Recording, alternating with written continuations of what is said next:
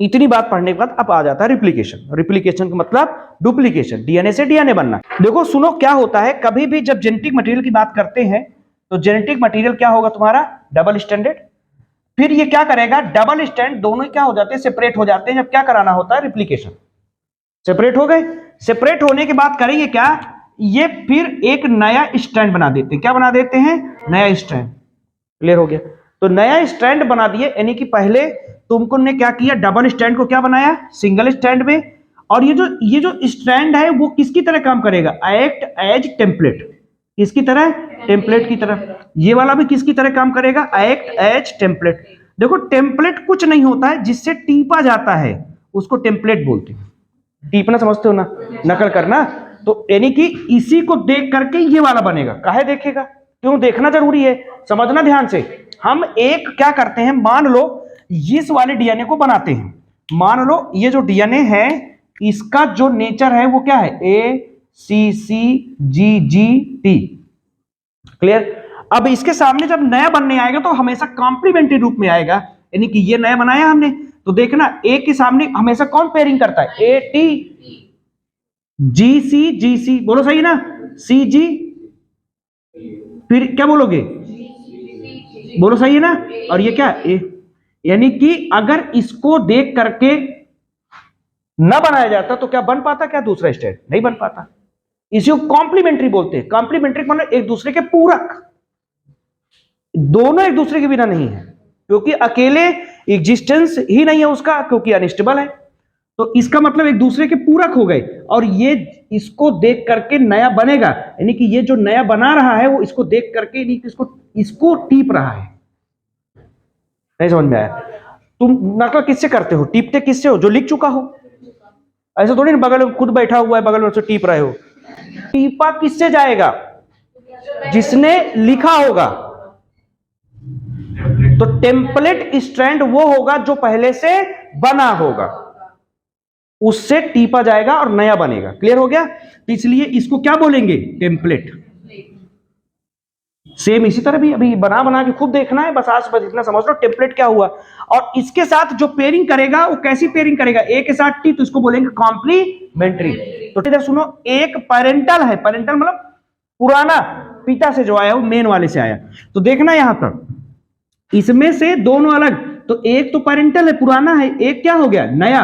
तो इसीलिए सेमी यानी आधा कंजर्व रहता है, आधा पुराने से कंजर्व रहता है, आधा नया, नाम पड़ा सेमी कंजर्वेटिव।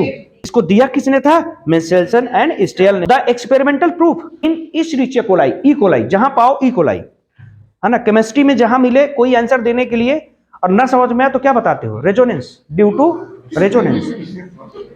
और अगर तुम्हें बायो में कोई क्वेश्चन पूछा जाए और तुम्हें समझ ना आए तो क्या बताओगे, ई कोलाई। समझ रहे हो ना, हाँ। तो ये तुम्हें रेजोनेंस है जो केमिस्ट्री का, वो यहां पर ई कोलाई के रूप में। And subsequently in higher organism, यानी सब जगह semi conservative mode of replication होता है, सभी जगह। न कि ई कोलाई बता के आना कि semi conservative mode of replication found in, और पहला ऑप्शन है ई कोलाई। तुम सोचे बहुत सही यही है, क्योंकि तुम ई कोलाई ही पढ़ के जा रहे हो ना, लेकिन सब में पाया गया है। लेकिन पहली बार ये बात कहां प्रूव की गई थी, ई कोलाई में, फर्स्ट प्रूवन इन ई कोलाई। नॉर्मल तुम्हारे डीएनए में EN14 नाइट्रोजन का 14 वाला आइसोटोप पाया जाता है। नाइट्रोजन एलिमेंट क्या रखता है, एटॉमिक नंबर 7, और उस पे जो मॉलिक्यूलर वेट होता है क्या होता है, 14। अब यहां पर अगर हम दूसरे की बात करते हैं तो एक हमारे पास 15 वाला भी होता है, लेकिन प्रेजेंट कौन सा होता है, प्रेजेंट इन डीएनए कौन सा वाला पाया जाता है, 14 वाला। हमें semi conservative mode of replication का एक्सपेरिमेंट प्रूफ देखना है, कैसे किया गया।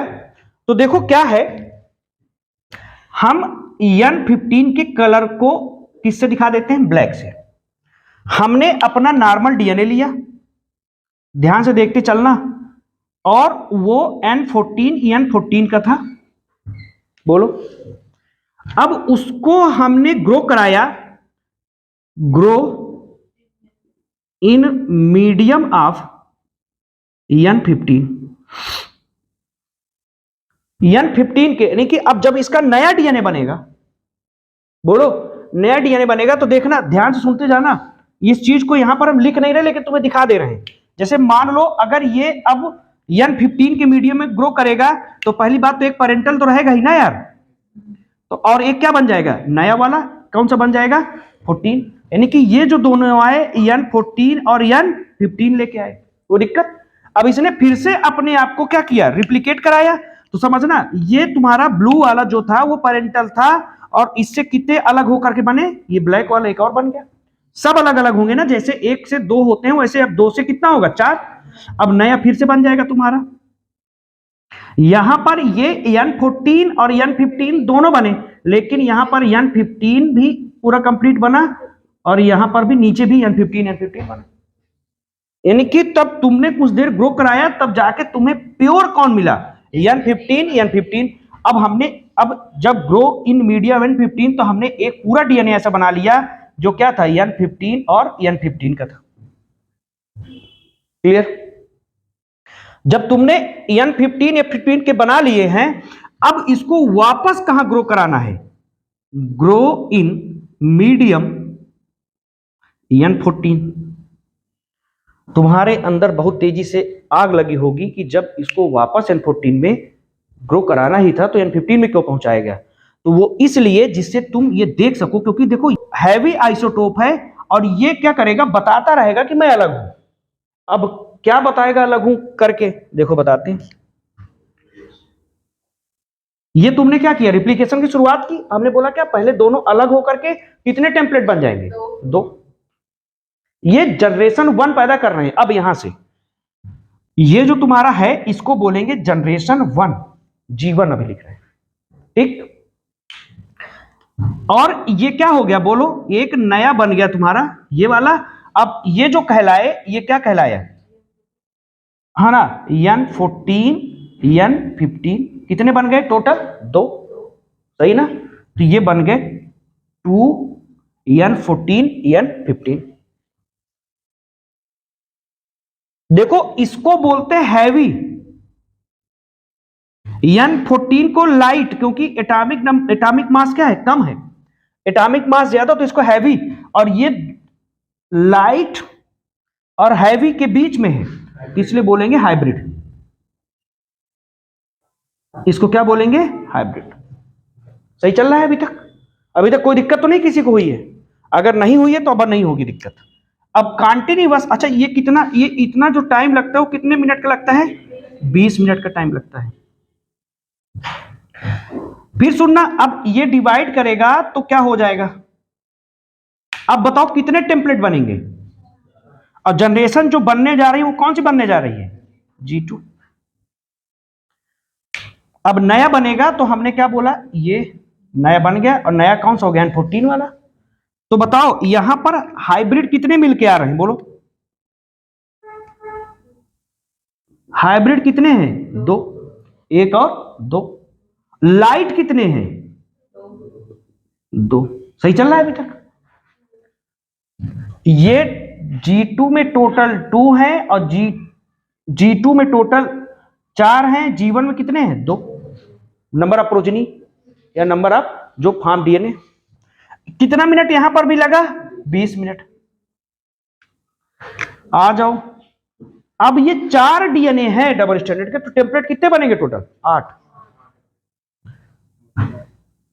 ये तुम्हारे टेम्पलेट बन रहे हैं। अब बताओ 2 इसके और 1 इसका, ऊपर कितना रखेंगे, 3, सही है ना। और 2 इसके और 1 इसके, टोटल नीचे कितना रखेंगे, 3। और नया बनेगा तो नया बनाओ। सही चल रहा है ना अभी तक? बनाना आ रहा है कि नहीं डीएनए का? ये तुम्हारा फिर से 20 मिनट लगेगा, लेकिन जो आपकी बात जनरेशन आएगी उसको क्या बोलेंगे, G3। क्या बोलेंगे, G3। और ये G3 टोटल कितने हैं थोड़ा बताओ, 8। 2 गुना हो रहे हैं ना, 2 से 4, 4 से 8, तो ये हो जाएगा टोटल 1। हाइब्रिड बताओ यहां पर कितने हैं, 2 हाइब्रिड। लाइट कितने हैं, 6। एक और बना देते हैं जिससे एनसीईआरटी वाला क्वेश्चन हमारा हो जाए। ये 20 मिनट फिर अपने आप को डिवाइड करेगा।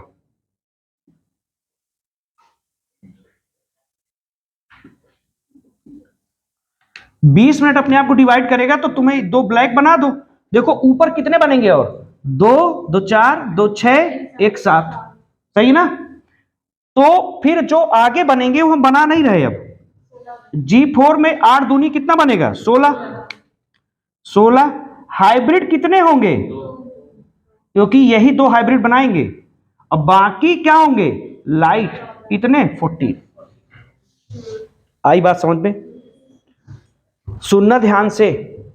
पहली बात यहां से एक कंक्लूजन क्या निकल के आएगा? हाइब्रिड हमेशा कितने रहेंगे? 2, क्योंकि जो हमने N15 के लिए थे वो केवल 2 ही रहेंगे पूरी जनरेशन में। हाइब्रिड 2, बाकी सब लाइट, क्योंकि जो तुमने हैवी वाला बनाया था वो शुरू में ही बनाया था। अब ध्यान से सुनना। 1 से क्या बना? 2, 2 से कितना बना? 4, 4 से कितना बना? 8, 8 से कितना बनेगा? 16, 16 से कितना बनेगा? 32। ये 20 मिनट, ये 20 मिनट, ये सब मिनट हैं। ये 20 मिनट, ये भी कितना लगेगा? 20 मिनट। ये भी कितना हो गया? 20 मिनट। ये जनरेशन G1 होगी, क्योंकि पैदा होगा तभी तो जनरेशन आएगी। तो G1 और ये क्या हो जाएगा? G2, ये क्या हो गया? G3 और ये क्या हो गया? G4 और ये क्या हो गया? G5। अगर अगले पेज में एक क्वेश्चन को पढ़ा जाए तो तुमको देखो क्या दिखेगा। अगले पेज पे पहुंचो, ऊपर की तरफ देखो, एक क्वेश्चन लिखा है, what is the ratio between light and hybrid in after 80 minute? नहीं, कितना हो जाएगा? आफ्टर कितना लिखा है? 80 मिनट, 80 मिनट ना। तो 20, 20, 40, 20, 60, 20, 80, यानी यहां से यहां तक जाने में कितना हो जाएगा? 80 मिनट। बोलो यार, यानी कि तुम 80 मिनट में कहां पहुंच जाओगे? बोलो, G4 में, 4th जनरेशन में। और उस समय अगर हम बात करेंगे तो रेशियो बताओ क्या होगा? रेशियो किसके किसके बीच का? हाइब्रिड की लाइट? हाँ, तो लाइट हाइब्रिड। तो बताओ लाइट इस समय कितने होंगे? 14। हाइब्रिड कितने होंगे? हमेशा 2। 16 में से 2 हाइब्रिड बचे हुए लाइट, 7:1।